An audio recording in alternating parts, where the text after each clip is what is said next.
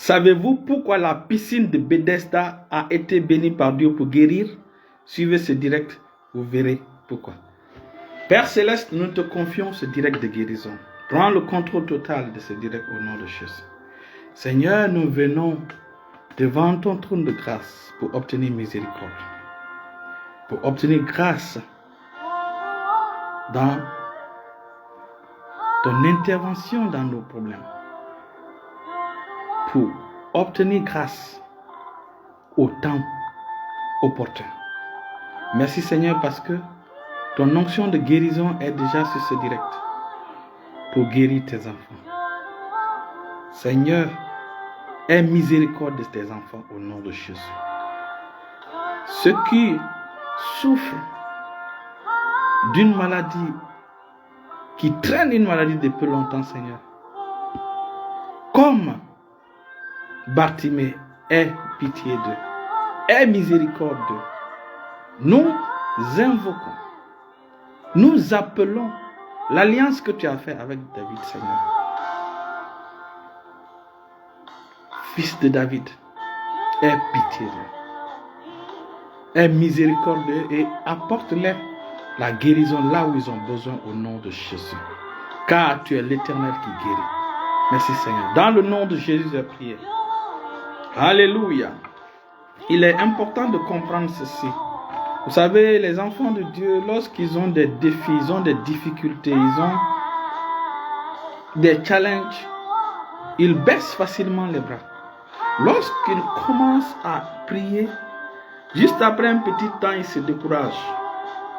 Ils se découragent, ils ne continuent plus à prier. Aujourd'hui, je suis là pour vous donner un secret. C'est ce qui nous permettra de comprendre la fonction de prêtrise. Parce qu'en réalité, c'est vrai, nous sommes des enfants de Dieu, nous sommes les disciples de Christ, nous sommes les saints, nous sommes les nés de nouveau. Mais n'oubliez pas que lorsque Moïse était sur la montagne, Dieu voulait une nation de prêtres. Dieu voulait un peuple de prêtres. Mais avec Moïse, lorsque Moïse est descendu de la montagne, il a vu que le peuple s'était détourné du vrai Dieu. Et à cause de cela, le plan de Dieu pour une nation de prêtres, parce que Dieu voulait, la position d'Israël était une position de publicité. C'était une position, c'était un carrefour. Quand Dieu a dit à Abraham de quitter Chaldée ou de venir s'installer dans la terre promise à Canaan, ce territoire était, regardez seulement la position d'Israël, vous allez voir que c'est en connexion, c'est le seul coin qui est non seulement en connexion avec l'Afrique, avec l'Asie et avec l'Europe. Donc Dieu voulait utiliser cette plateforme Israël, cette nation d'Israël, pour enseigner au monde comment un pays qui est sous le gouvernement de Dieu, comment il se comporte. Donc Dieu voulait que les gens qui passeraient à travers Israël puissent observer que non, la façon dont Israël fonctionne est différente de tous les autres royaumes. Donc Dieu voulait être le roi d'Israël. Donc quand Moïse est descendu de la montagne, c'était la perspective. Mais à cause du fait que le peuple s'est détourné de Dieu, le peuple a fait un veau d'or pour pouvoir l'adorer, ça fait que le programme de Dieu a shifted, c'est-à-dire le programme de Dieu a changé. Finalement, Moïse a dit quels sont ceux qui sont du côté de Dieu, quels sont ceux qui... Donc, c'est là c'est là la famille de Lévi est devenue sacrificateur. Sinon, Dieu voulait que tout le monde devienne, tout Israël devienne sacrificateur. Mais, lorsque nous voyons, lorsque nous analysons très bien, nous verrons que finalement, c'est ce qui s'est accompli par la nouvelle alliance. Nous sommes maintenant une nation de prêtres. Quand nous lisons 1 Pierre chapitre 2. 1 Pierre chapitre 2, le verset 9, il dit: vous au contraire, vous êtes une race élue, un sacerdoce royal, c'est-à-dire un des rois sacrificateurs, une nation sainte, un peuple acquis, afin que vous annonciez les vertus de celui qui vous a appelé des ténèbres à son admirable lumière. Donc nous ne sommes pas dans les ténèbres, nous sommes dans l'admirable lumière de Dieu. Donc nous sommes là pour annoncer les vertus de Dieu. Bienvenue ma fille Marie Doré. Bienvenue, reste béni au nom de Dieu. Bienvenue prophète Raphaël Yaraduno. Et donc dans Apocalypse chapitre 1, dans Apocalypse chapitre 1, le verset 5 à 6, nous comprenons cela. Surtout le verset 6. Il dit, et de la part de Jésus-Christ, le témoin fidèle, le premier-né des morts et le prince des rois de la terre. C'est nous qui sommes ces rois de la terre. Parce que Jésus est le roi des rois. Il dit, à celui qui nous a aimés et qui nous a délivrés de nos péchés. Il nous a délivrés de nos péchés. Par son sang. Et qui a fait de nous un royaume des sacrificateurs pour Dieu. Donc nous sommes des rois et des sacrificateurs. Donc ce que Dieu a voulu sur la montagne sur la montagne de Sinaï, quand Moïse est descendu, comme ça n'a pas marché, Dieu finalement l'a accompli à travers nous qui sommes les nés de nouveau. Bienvenue ma fille Madeleine Leduc. Il faut comprendre ceci. Lorsque vous étudiez un peu l'histoire d'Israël, vous allez comprendre que Dieu a commencé avec les patriarches. Après les patriarches est venu, ce sont les prophètes qui dirigeaient Israël.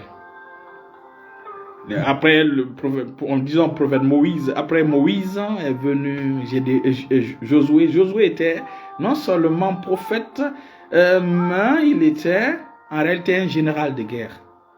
Donc, juge, après est venu les juges. Mais après le prophète est venu, si nous résumons, après la direction que Dieu a donnée aux prophètes, finalement est venu les rois. Les rois. Après les prophètes est venu finalement les rois. Mais gloire à Dieu, maintenant, pendant le temps de Jésus, c'était une nation de prêtres maintenant. Parce que là, c'est les prêtres qui dirigeaient Israël, c'est les prêtres qui géraient les affaires d'Israël. C'est pour vous dire que la prêtrise est très très capitale entre les mains de Dieu. Dieu veut que nous soyons des prêtres. Pourquoi? Parce que les prêtres sont des personnes. Lorsque nous lisons Hébreux chapitre, vous allez comprendre pourquoi la fonction de prêtrise est importante. Hébreux chapitre 5, vous allez voir la fonction de prêtre. Hébreux chapitre 5, je lis au nom de Dieu. Il dit, en effet, tout souverain sacrificateur, Hébreux chapitre 5, verset 1, et on dit, en effet, tout souverain sacrificateur pris du milieu des hommes est établi pour les hommes dans le service de Dieu afin de présenter des offrandes et des sacrifices pour les péchés.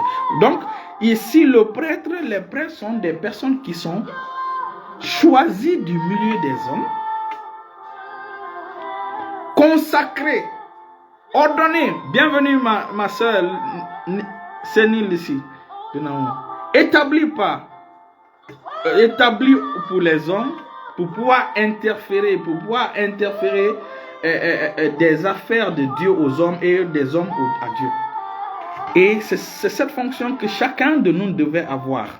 C'est la raison pour laquelle je veux te poser cette question. Est-ce que toi, ta vie est un centre de Christ? Est-ce que ta maison est un centre de Christ? Est-ce que tu es un représentant de Christ? Parce que les gens doivent, comme Israël était une nation de prêtres au temps de Jésus, donc quand les gens passent, quand les gens te côtoient, est-ce qu'ils peuvent comprendre que tu es un prêtre pour Christ? Tu es un prêtre pour Dieu. Les prêtres sont des personnes qui mettent leur vie à part, qui ont un mode de vie différent, qui ont une manière de vivre différente des autres. Et les prêtres, qu'est-ce qu'ils font? Les prêtres font des sacrifices. Les prêtres font ils présentent des offrandes et des sacrifices à Dieu. Vous voyez? Donc, lorsque vous prenez ce poste-là, c'est là vous allez attirer Dieu. Vous attirez Dieu, vous devenez amis de Dieu. Rappelez-vous à la naissance de Jésus. Avant la naissance de Jésus, il y avait des activités angéliques qu'on remarquait. C'est quand Zacharie, qui était de la classe d'Abdia, donc lorsqu'il est rentré pour pouvoir faire des prières, l'encens était le symbole de la prière. C'est en ce moment-là il a rencontré l'ange. L'ange Gabriel lui a apparu. L'ange Gabriel est apparu pendant qu'il était dans son service. Pendant qu'il était dans son service. Nous allons revenir sur toutes ces choses parce que nous sommes dans l'année de prière et de sanctification, où nous voulons que Dieu suscite du milieu des enfants de Dieu des prêtres, des intercesseurs, des prophètes, des veilleurs, des gardes, pour pouvoir se rassurer, pour pouvoir intercéder afin que le plan de Dieu pour ta famille, le plan de Dieu pour ta civilisation, le plan de Dieu pour ton pays, pour ta ville puisse s'exécuter correctement. C'est-à-dire le salut de ta famille, le salut de ta ville, le salut de ta nation. Alléluia. Et donc, lorsque je reviens maintenant à ce que je disais, pourquoi les enfants de Dieu ne doivent pas se décourager. Quand les prêtres commencent à prier, c'est une activité continuelle. Ils sont dans leurs fonctions continuellement. Donc, lorsque tu as besoin de l'intervention de Dieu dans une situation particulière, tu as une infection, tu as une maladie où tu veux avoir de l'enfant, où tu as un défi à relever, ne te décourage pas. Continue à élever des prières. La Bible déclare en Ecclésiaste chapitre 11, le verset 1 à 3, surtout le verset 3, encapsule ou résume la fonction de prêtre, la fonction de sacrificateur. Ecclésiaste chapitre 11. Il dit, verset 1 à 3, il dit, jette ton pain sur la face des eaux, car avec le temps, tu le retrouveras. Donc, on ne te précise pas que c'est dans 7 jours, que c'est dans 8 jours, que c'est dans... On dit qu'avec le temps. Donc, toi, continue. Il dit, jette ton pain. Donc, continue à intercéder. Il dit, donne-en une part à 7 et même à 8, car tu ne sais pas quel malheur peut arriver sur la terre. Maintenant, le verset, il dit, quand les nuages sont pleins de pluie, ils la répandent sur la terre. Et si un arbre... Voilà, il la répand. Donc, quand les nuages sont remplis d'eau, ils se vident sur terre. Je veux que ma fille Madeleine Lodic puisse publier dans la version Darby, Ecclésiaste chapitre 11, le verset 3. Donc, lorsque les nuages ne sont pas encore remplis d'eau, le vent peut les balayer, le vent. Mais quand les nuages sont remplis d'eau, donc l'eau là va tomber sur terre comme pluie. Donc la fonction de prêtrise, lorsque tu pries continuellement, tu es en train de condenser l'eau dans ton nuage. Tu es en train de faire ce qu'on appelle l'accumulation. N'oubliez pas que dans le ciel, nous avons un système qui est placé pour accueillir la prière des saints, pour recevoir la prière des saints. Donc, lorsque la condensation est remplie, ta prière est remplie au ciel, elle va déborder et elle va se reverser sur toi. C'est-à-dire que la réponse va se... Nous allons voir quelques types d'exemples dans la Bible.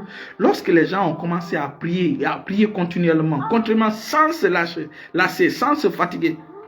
Tant que Dieu ne t'a pas répondu, continue à intercéder, continue à prier, jusqu'à ce que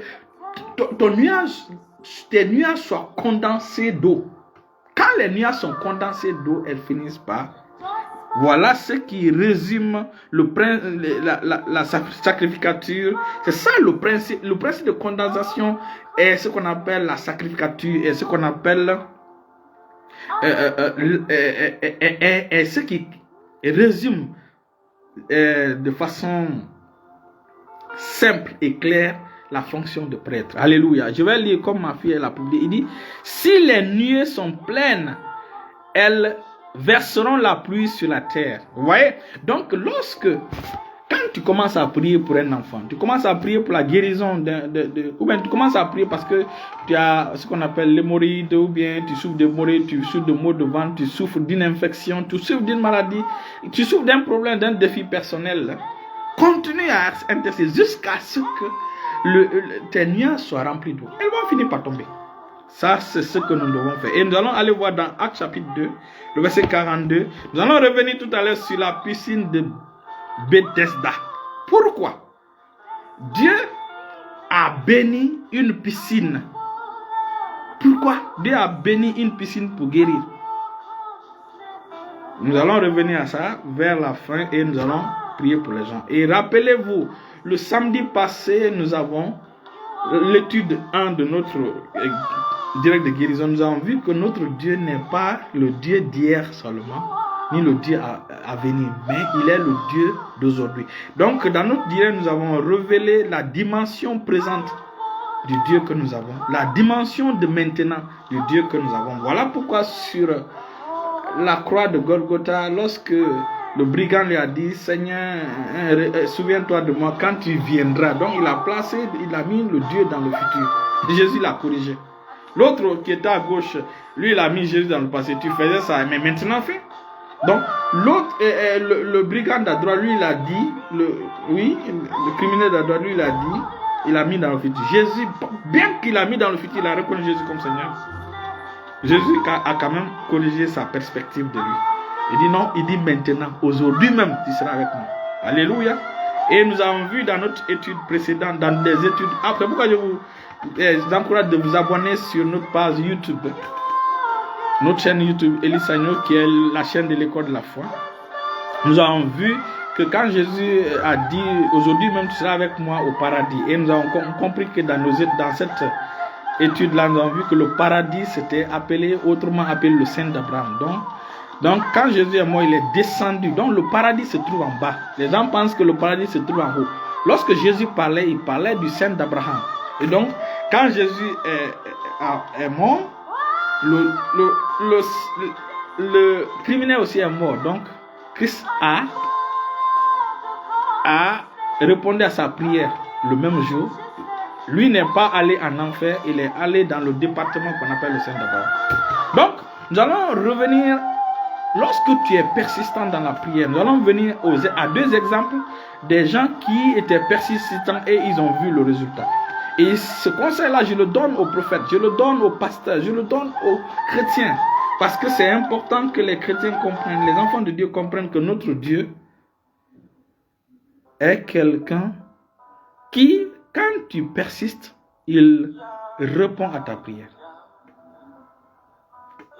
La foi, c'est ce que les gens, on le dit souvent, on dit, les gens le disent, la foi ne rend pas les choses faciles, mais elle les rend possibles. Ça veut dire que avant de voir le résultat de ta foi, le processus n'est pas facile, mais ce n'est pas impossible. Donc le processus n'est pas facile, il y aura les larmes qui vont couler, il y aura les moments difficiles. C'est pourquoi on parle de la persévérance dans la prière. Donc la foi ne rend pas ta prière facile, ne rend pas les choses faciles, la guérison facile, plutôt possible. Elle le rend possible. Donc c'est la raison pour laquelle pendant tout ce processus de persévérance, quand tu gardes la persévérance, les choses seront possibles. Venons voir le résultat des gens qui... Acte chapitre 2, merci ma fille, Acte chapitre 2, le verset 40, Acte chapitre 2, le verset 42. Je lis dans le nom de Jésus.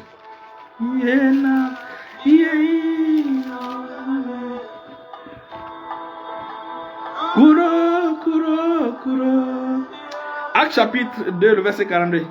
Il persévérait dans l'enseignement des apôtres, dans la communion fraternelle, dans la fraction des pains et dans les prières. Donc il a persévérance dans la fraction des pains, la persévérance dans l'enseignement des apôtres, la persévérance dans la communion fraternelle, la persévérance dans la prière. Et le résultat se voit maintenant en Acte chapitre 2, le verset 42. Il dit, la crainte s'emparait de chacun et il se faisait beaucoup de prodiges et des miracles parmi les apôtres. Donc le résultat de leur persistance dans la prière, de leur persistance dans l'enseignement des apôtres, de leur persistance dans la communion fraternelle, de leur persistance dans la prière, le résultat c'est les miracles. Les gens veulent les miracles maintenant. Les gens veulent, mais ils ne veulent pas persister dans la prière. Ils ne veulent pas insister. Ils ne veulent pas continuer à frapper. Alléluia.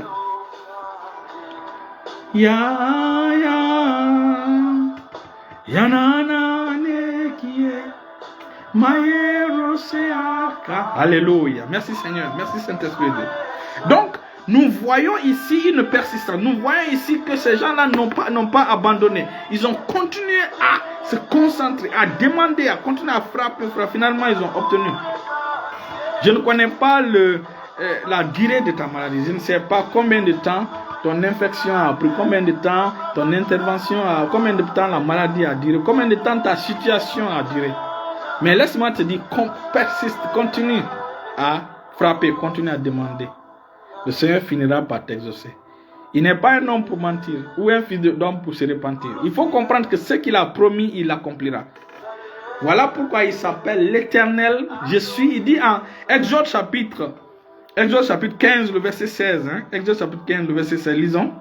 Exode chapitre 15, le verset 26. Il dit, je suis l'Éternel qui te guérit. Alléluia. Mais nous allons revenir à ça tout à l'heure. Je suis l'Éternel. Exode chapitre 15, le verset 26. Il dit,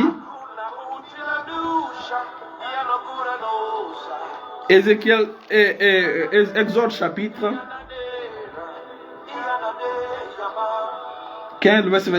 Il dit, si tu écoutes attentivement la voix de l'Éternel, ton Dieu, si tu fais ce qui est droit à ses yeux, et si tu prêtes l'oreille à ses commandements, et si tu observes toutes ses lois, je ne te frapperai d'aucune des maladies dont j'ai frappé les Égyptiens, car je suis l'Éternel qui te guérit. Car je suis l'Éternel qui te guérit. Alléluia. Car je suis l'Éternel qui te guérit. Donc il s'appelle l'Éternel qui te guérit. Il y a même un chant comme ça. Il s'appelle l'Éternel qui te guérit. Il dit, je suis le Dieu qui guérit. Jésus le Seigneur qui te guérit. Bon, c'est ma femme qui sait chanter la chorale.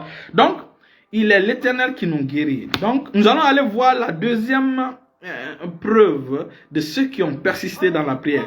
Prenons par exemple Corneille en Actes chapitre 10. C'est quelqu'un qui priait continuellement.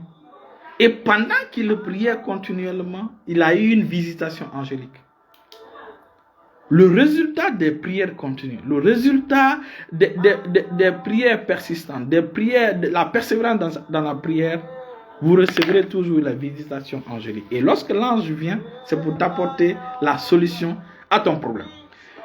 Allons-y dans Actes chapitre 19, le verset 11. Actes chapitre 19, le verset 11. Maintenant, nous allons venir au mystère derrière Bethesda. Alléluia. Nous allons venir voir la vérité derrière Bethesda. Alléluia. Acte chapitre 19. My altar is called. Il dit, mon autel t'appelle, Seigneur. Il dit, mon autel t'appelle, Seigneur. Mon autel, c'est ce que le chant est en train de dire. Nous sommes dans l'année de prière et de sanctification. Il faut que les enfants de Dieu s'adonnent à la prière. Il faut que les enfants de Dieu demeurent dans la prière. Il faut qu'ils aient une vie de prière. Que leur vie soit la vie de prière. Vous savez, je vous donne un exemple. Ce sont des sacrifices que les immortels, que Dieu accepte. Des sacrifices qui ont des valeurs aux yeux de Dieu. Le temps que tu passes auprès de Dieu, tu pourrais faire ce temps-là ailleurs. Mais tu te lèves la nuit pendant que les autres dorment. Toi, tu coupes ton sommeil, tu gâtes ton sommeil, tu laisses ton sommeil. Voici ça dans le domaine spirituel, ça a une valeur élevée. Ça a une valeur élevée. Nous allons revenir sur toutes ces choses. Et le mystère lié au shekel du temple et au shekel du public. Nous allons venir sur toutes ces choses. Pourquoi Jésus a chassé les vendeurs là dans le temple. Nous allons revenir sur tous ces mystères. Voilà pourquoi je vous encourage à vous abonner sur ma page YouTube. Le Seigneur est en train de nous bénir par des révélations parce que nous voulons le connaître. Nous voulons aller dans la profondeur de sa parole. Nous voulons aller dans la profondeur dans ses secrets. Parce que la Bible déclare que ce que l'œil n'a point vu, l'oreille humaine n'a pas entendu, ce qui n'est pas monté dans le cœur de l'homme, c'est ce qu'il a réservé pour ceux qui l'aiment. Et ces choses-là, nous les connaissons par son esprit. C'est l'esprit qui nous révèle ces choses. Alléluia. Hey, ya, ya. Hey, ya. Quand tu commences à avoir, quand tu commences à faire de la prière ta vie, c'est-à-dire que, c'est ce que je dis souvent. Je dis souvent bon. Il y a 3 types de chrétiens. Il y a des chrétiens, leur prière, ils ne prient pas. Ils ne prient pas du tout, pas du tout, pas du tout. Finalement, le feu en eux s'éteint. Il y a des chrétiens, eux, leur prière, c'est quand il y a le programme à l'église, c'est-à-dire les mardis et les vendredis, les dimanches. Cependant, ils vont pour prier. Mais nous autres, qu'il y ait programme à l'église ou pas, nous prions chaque jour. Nous prions chaque jour. Acte chapitre 19, verset 10.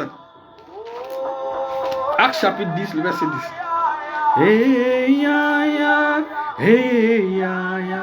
Quelqu'un qui a une vie de prière solide, l'Éternel sera son ami. C'était le secret de l'arrière-arrière-grand-père, grand-père d'Abraham, qui s'appelle Hébert. Hébert, il y a un mystère caché dans la vie d'Hébert, que nous allons voir toute cette année. Cette année, c'est l'année de prière et de sanctification, de consécration. Donc, le Seigneur va nous révéler des choses liées à la prêtrise, liées à l'intercession, liées à l'importance, au fait de garder, de veiller. Quand vous gardez, vous veillez, vous devenez des custodiens, c'est-à-dire des détenteurs des mystères de Dieu. Et quand vous avez ces mystères de Dieu, vous devenez des dignitaires dans le monde spirituel. Dieu ne fera rien dans votre vie sans vous informer. Les gens, vous serez des gens qui sauveront des vies. Des gens qui arrêteront la main de l'ennemi, la main noire de l'ennemi dans les familles, dans les villes, dans leur région, dans leur pays.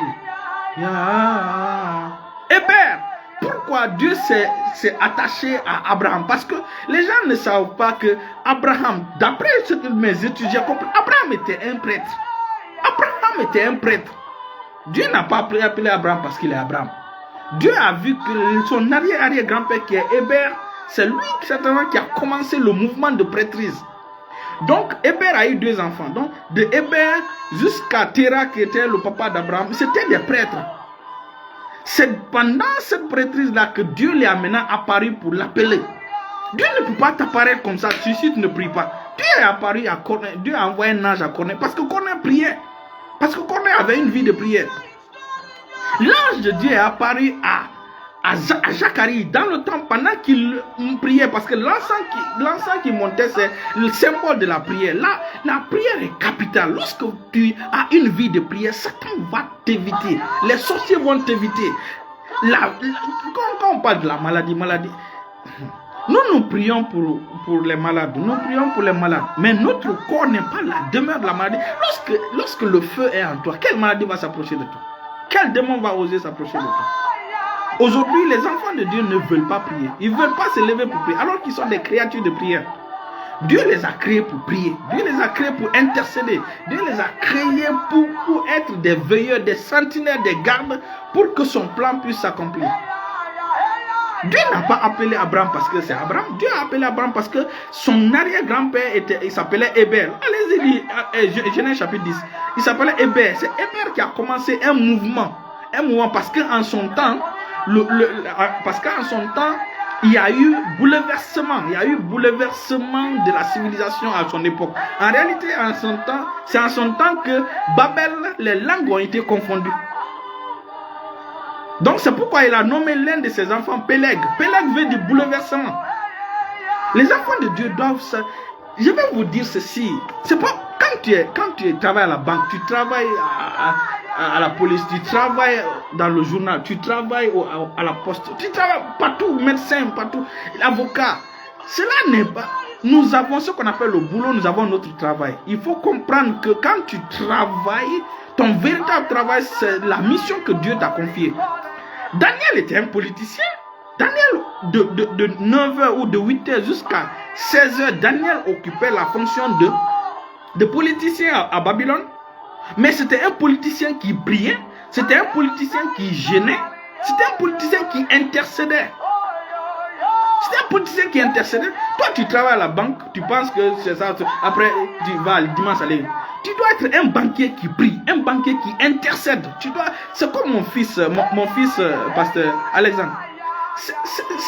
Il travaille dans le cadre bancaire, mais c'est un pasteur, c'est un prieur. Avant qu'il soit pasteur, il était un prieur d'abord.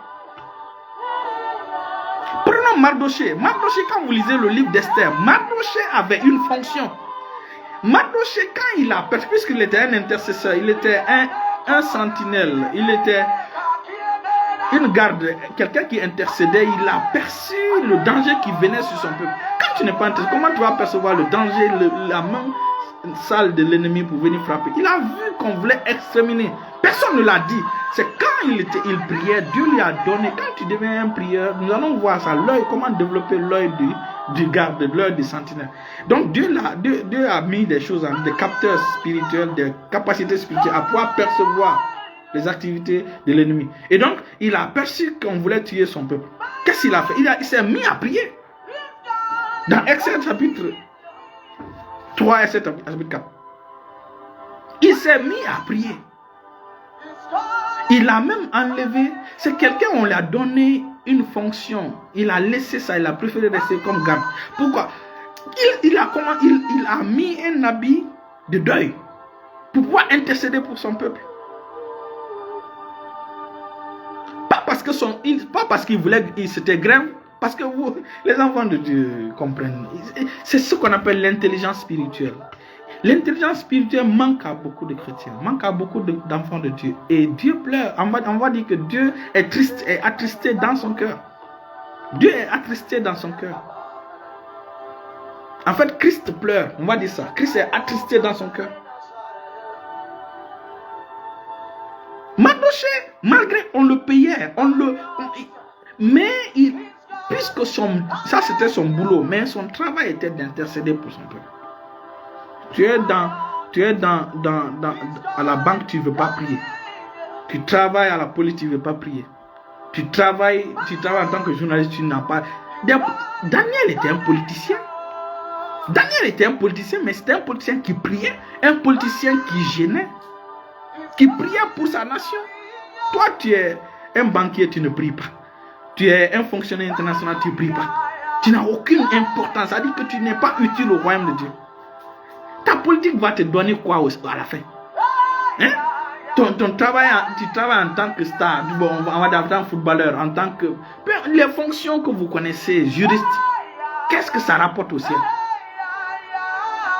Il faut que nous commençons à revoir l'échelle de nos priorités. C'est capital. C'est le spirituel qui est important. Quand Dieu te met à l'aviation, à la police, à la gendarmerie, à la douane, quand Dieu te met ministre, quand Dieu te met à un poste politique, il faut comprendre que tu es là-bas pour son travail. Et non pour ton boulot. Daniel, ce sont des gens qui ont compris le cœur de Dieu, qui ont compris ce que Dieu recherche. Parce que Dieu recherche des gens qui vont intercéder en faveur, pour ne pas, en faveur de leur peuple, en faveur de leur nation, en faveur de leur famille, pour ne pas que son jugement frappe la famille, pour ne pas que ces gens-là meurent et partent en enfer. Toi, ce qui t'intéresse, c'est ta petite famille.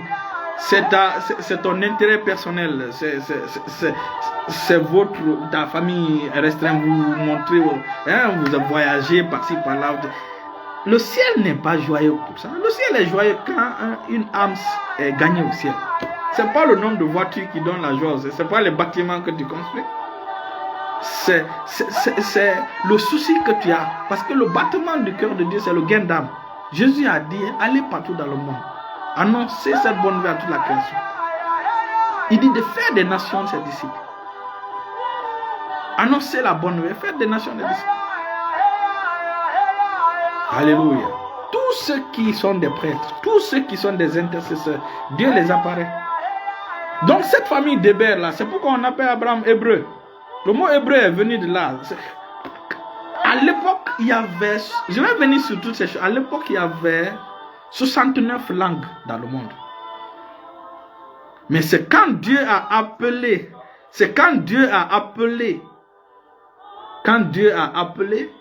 Abraham. Vous savez, lorsque vous suivez Dieu, votre langue change, votre parole change. C'est quand Dieu a appelé Abraham du milieu des Chaldéens, plus il suivait Dieu, plus son langage changeait. Plus son langage changeait. C'est ainsi qu'il a fini par avoir l'hébreu. Donc parmi, c'est devenu 70 langues. 70 langues à l'époque d'Abraham. Il y avait 70 langues. Alléluia. Revenons à Actes chapitre 19. La persévérance dans la prière. Actes chapitre 19, le verset. Commençons par le verset 8. Actes chapitre 19, il dit, ensuite Paul entra dans la synagogue où il parla librement pendant 3 mois. Il discourut sur les choses qui concernaient le royaume de Dieu, s'efforçant à persuader ceux qui l'écoutaient. Mais comme quelques-uns restaient endurcis et incrédules, décriant devant la multitude la voix d'un Seigneur, il se retira d'eux, sépara les disciples et enseigna chaque jour dans l'école d'un nommé Tyrannus. Il dit, cela dura 2 ans, de sorte que tous ceux qui habitaient l'Asie, juifs et grecs, entendirent la parole du Seigneur. Et Dieu faisait des miracles, des miracles extraordinaires par les mains des apôtres. Donc, l'apôtre Paul a continué. Malgré l'opposition, l'apôtre Paul s'est concentré. Merci, la traduit, yes. Ma fille, c'est le prophète Raphaël. Hein? On n'est pas obligé de traduire toutes les langues données, hein? C'est pas grave. Il y a des langues on peut traduire, il y a des langues on peut ne pas traduire. Alléluia. Lorsque l'esprit te touche, voilà. Donc, nous voyons ici la persistance pendant 2 ans. L'apôtre Paul s'est investi dans l'enseignement, dans la prière, dans l'étude de la parole de Dieu. Il s'est concentré à annoncer, à persuader, à démontrer par les Écritures. Après 4 ans, après 2 ans, regardez le résultat en Actes chapitre 19, verset 12. Le résultat, quoi se passe? Des miracles extraordinaires par les mains de Paul. Il y a même des miracles que Jésus lui-même n'a pas fait. Regardons le verset 12. Il dit, au point qu'on appliquait sur les malades les linges ou les mouchoirs qui avaient touché son corps, et les maladies les quittaient et les esprits malins sortaient. Ça, c'est une dimension que Jésus même n'a pas fait. Parce que c'est ce que Jésus dit, quand l'esprit viendra, il dit, vous ferez des choses plus grandes que moi. Il a dit, vous ferez des choses plus grandes encore. Alléluia. Quand l'esprit viendra. Voici l'une des choses. Parce qu'on n'a pas vu Jésus faire ça, où on le touche par quelque chose, on met sur les gens. Apôtre Paul, par sa persévérance, par sa persistance, voici ce qui a suivi. Il dit, de sorte que même on portait de dessus son corps des mouchoirs et des tabliers sur les infirmes, et les maladies les quittaient, et les esprits malins sortaient. Sans délivrance, juste mouchoir, on met sur le corps d'apôtre Paul. Nous allons terminer par ce que j'ai dit. Dieu, nous avons vu dans Exode chapitre 20, Exode chapitre 15, verset 26, que l'Éternel s'appelle Jéhovah Rapha.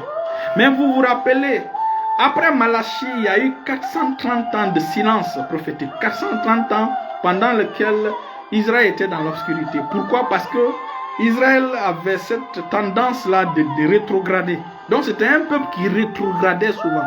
C'est un peuple qui rétrogradait, qui donnait des coups à l'Éternel. Finalement, il y a eu ce silence-là, ce silence prophétique de 430 ans, entre Malachie jusqu'à la venue de Jésus.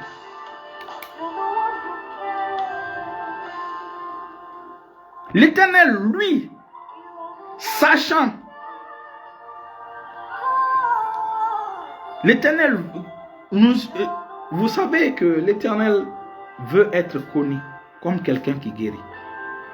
Dieu veut être connu comme quelqu'un qui guérit. Dieu veut être connu. Voilà pourquoi nous sommes là à son service. Il veut que nous parlons de lui.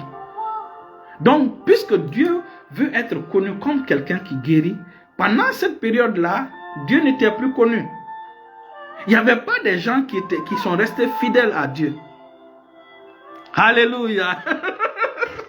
Les gens ne sont pas restés fidèles à Dieu. Et puisque quand les gens ne sont pas fidèles à Dieu, Dieu ne peut pas mettre son dépôt dans la vie de quelqu'un qui n'est pas fidèle. Finalement, puisqu'il y a eu 430 ans, Israël est devenu autre chose. Il y a des choses terribles qui se passaient en Israël. Et Dieu ne voulait pas être oublié. Il ne voulait pas qu'on oublie son nom comme étant Jéhovah Rapha. Donc, le nom Jéhovah Rapha, le canal par lequel on l'a connu comme Jéhovah Rapha, était obligé de stopper. Puisque ça devait... sa connaissance en tant que Jéhovah Rapha devait être fermée. Dieu était obligé de venir bénir la piscine Bethesda. Au moins bénir une piscine comme mémoire, comme souvenir, pour ne pas qu'on oublie qu'il est le Dieu qui guérit, jusqu'à ce que une nouvelle période de réveil puisse commencer. Voilà pourquoi la piscine de Bethesda, c'était pendant ces périodes-là, les 430 ans de silence prophétique, les 430 ans où Israël s'était détourné complètement de Dieu. Et voilà pourquoi ils étaient dominés par les Romains, dominés par... Vous voyez? Donc, Dieu était obligé, pour ne pas être oublié, pour ne pas qu'on l'oublie comme Jéhovah Rapha, puisqu'il n'y avait pas un homme qui pouvait porter cette dimension de Jéhovah Rapha, Dieu était obligé de venir bénir une piscine. Pour que cette piscine puisse guérir les malades. Parce que Dieu voulait que les gens comprennent comme celui qui est, il dit, je suis l'Éternel qui te guérit. Jéhovah Rapha. Et malheureusement, il n'y avait pas de personne. C'est l'une des raisons pour lesquelles Dieu n'a pas choisi les prêtres à l'époque pour pouvoir oindre son enfant. Il a suscité une sacrificature différente de ceux qui étaient sur place. Il a pris Siméon et Anne, la prophétesse. Pour que ces gens-là soient là pour pouvoir consacrer son fils. Donc, Dieu était obligé, pour ne pas que sa mémoire, pour ne pas qu'on l'oublie comme étant l'Éternel qui les guérit, que lui qui sauve de leurs afflictions, qui les guérit de leurs afflictions, qui les guérit de leurs maladies, que cet héritage soit oublié. Dieu était obligé de venir bénir une piscine. Et c'est cette piscine-là qui... L'ange descendait de saison à saison, de temps en temps. Quand l'ange remuait l'eau, et le premier à descendre dans cette eau-là était guéri. Et on va terminer par cette histoire intéressante-là. Lorsque vous étudiez pendant ce temps-là, on parle d'un malade, d'un monsieur qui était là pendant 38 ans. Donc la piscine était là avant même la naissance de Jésus. Et donc, si nous étudions très bien, à la naissance de Jésus, le monsieur là certainement avait peut-être 15 ans minimum. Les parents sont venus le déposer à la piscine pendant qu'il avait 15 ans. Ou encore il avait 20 ans lorsque ses parents ou ses amis sont venus le déposer à la piscine. Vous voyez? Donc lorsqu'ils sont venus déposer le monsieur à la piscine, Jésus n'était pas encore né. Donc peut-être... On va dire que sa maladie, c'est quand sa maladie a atteint l'âge de peut-être de 7 ans que Jésus est né. Sa maladie a duré jusqu'à ce que 7 ans plus 30 ans. Donc, sa maladie avait 37 ans. C'est maintenant quand Jésus repassait pour parce que Jésus a eu 3 ans et demi de ministère. Donc, quand Jésus avait 31 ans maintenant, c'est pendant ce temps que Jésus a guéri ce monsieur qui a eu une maladie de 38 ans. Donc, la piscine de Bethesda, c'était une façon pour Dieu de garder, pour ne pas que les gens l'oublient en tant que Jéhovah qui guérit, en tant que Jéhovah Rapha. Donc, il était obligé de bénir, de oindre cette piscine-là, de mettre l'onction de guérison dans cette piscine conduite par le mouvement angélique. Et nous avons vu que les vertus sont beaucoup impliquées dans les miracles. Et donc, c'est ce qui a permis que cet héritage-là reste jusqu'à ce que le Messie vienne, jusqu'à ce que le Sauveur vienne. Alléluia. Gloire à Dieu, gloire à Dieu. Il est grand temps maintenant, nous allons prier pour les malades. Peu importe le nom de ta maladie, la puissance de Dieu est disponible pour te guérir. Il s'appelle Jéhovah Rapha. Il est le Dieu d'aujourd'hui. Il est le Dieu de maintenant. Peu importe le challenge que tu as. Certainement, tu veux te marier. Jusqu'à présent, le mari ne vient pas. Le Seigneur va exaucer ta prière aujourd'hui. Tu veux voyager. Jusqu'à présent, ça ne marche pas. Le Seigneur va intervenir pour toi ce soir au nom de Jésus. Tu veux une guérison, tu souffres d'un problème. Le Seigneur est là pour te guérir. Le Seigneur est là pour répondre à ton problème. Père Céleste, dans le nom de Jésus, te prions pour débloquer, Seigneur, ta grâce de guérison sur ceux qui nous suivent et ceux qui vont nous suivre en différé au nom de Jésus. Seigneur, guéris-les au nom puissant de Jésus. Au nom puissant de Jésus. Seigneur, je te prie afin d'avoir miséricorde et d'accorder à chacun le désir de son cœur au nom puissant de Jésus. Au nom puissant de Jésus. La puissance du Saint-Esprit passe à travers toi pour te guérir de la couronne de ta tête jusqu'à la plante de tes pieds. Pour neutraliser tout dysfonctionnement dans ton corps au nom de Jésus. Tous les organes, maintenant au nom puissant de Jésus, tous les organes de ton corps, tous les tissus de ton corps, toutes les fibres de ton corps commencent à bien fonctionner au nom de Jésus. Cet empêchement pour que tu puisses avoir un mari, pour que tu puisses te marier, dans le nom puissant de Jésus, je brise cette malédiction au nom puissant de Jésus. Je relâche maintenant la bénédiction. Je relâche maintenant la grâce dans ta vie. La grâce d'être une épouse. La grâce d'être un mari au nom puissant de Jésus. La grâce d'être une mère au nom puissant de Jésus. Rendolo hapradego sozo kranda la tarakush kamanda la hata. Rezoto pran la tita. Zekete kete ize pros kene pra la toute. Reçois maintenant la grâce d'être une femme de foyer au nom de Jésus. Un nouveau départ, une nouvelle ère commence maintenant dans ta vie. Les hommes qui te rejetaient ne vont plus te rejeter au nom de Jésus. Aujourd'hui, tu reçois une grâce spéciale. Cette grâce ouvre maintenant la faveur pour le mariage, la grâce pour le mariage au nom de Jésus. La grâce pour le voyage au nom de Jésus. La grâce pour le déblocage de ce blocage dans ta vie au nom de Jésus. Reçois l'intervention de Dieu. L'intervention du Dieu d'aujourd'hui qui est le Seigneur Jésus. Reçois son intervention dans ta vie au nom puissant de Jésus. Merci Seigneur, dans le nom puissant de Jésus nous avons prié. Alléluia, alléluia, alléluia, alléluia. Aujourd'hui ta piscine de Bethesda au nom de Jésus.